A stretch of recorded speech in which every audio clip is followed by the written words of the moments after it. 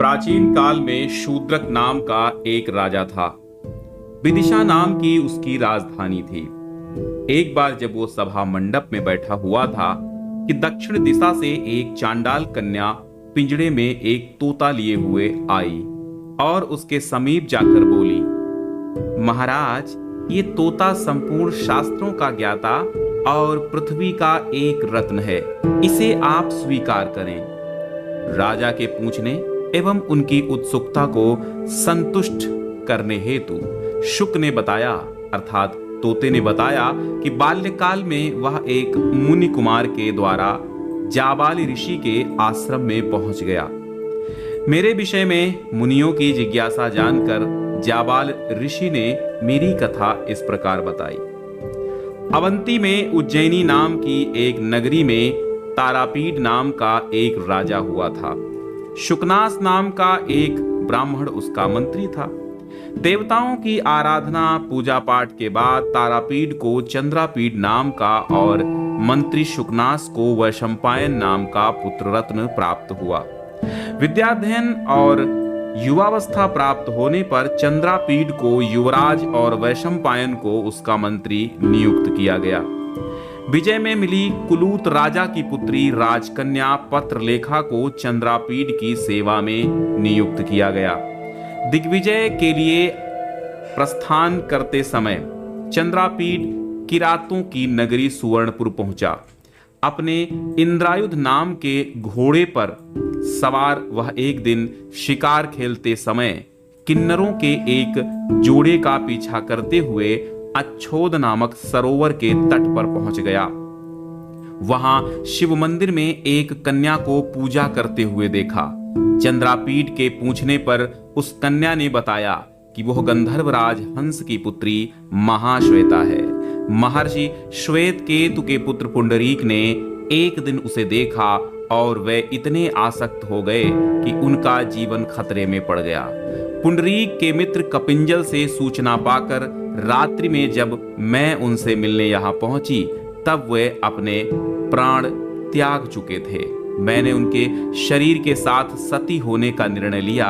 तभी कोई उनके शरीर को लेकर आकाश मंडल में उड़ गया।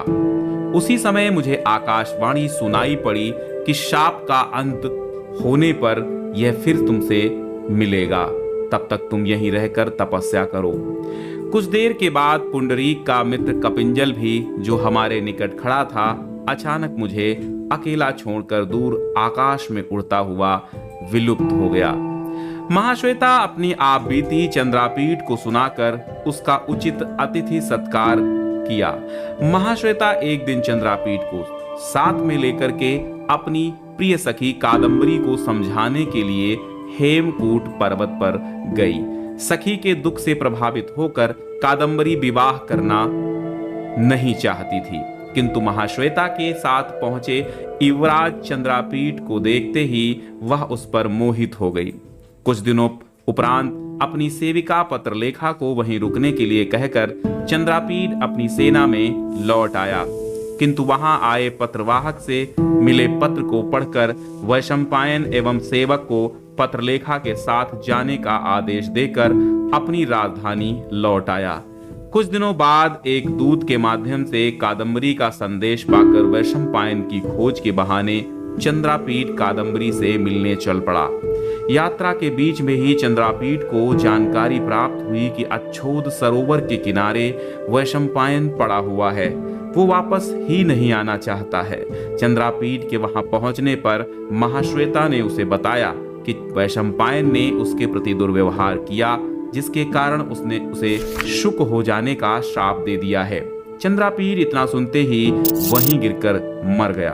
यह दृश्य देखकर पत्रलेखा भी इंद्रायुध को लेकर अच्छोद सरोवर में कूद पड़ी। तदनंतर सरोवर से एक पुरुष निकला। सारी कथा कादम्बरी और महाश्वेता को सुनाकर दोनों को अपने प्रेमियों से पुनर्मिलन के लिए आश्वस्त किया। राजा शूद्रक सुख के मुख से इतना ही सुनते मृत्यु को प्राप्त हो गया। इस घटना के बाद चंद्रापीठ जीवित हो गया और फिर चंद्रलोक से पुंडरीक भी आ गया। परिणाम स्वरूप चंद्रापीठ का कादम्बरी के साथ और पुंडरीक का महाश्वेता के साथ विवाह संपन्न हो गया। तो ये था चंद्रापीठ कथा का सारांश।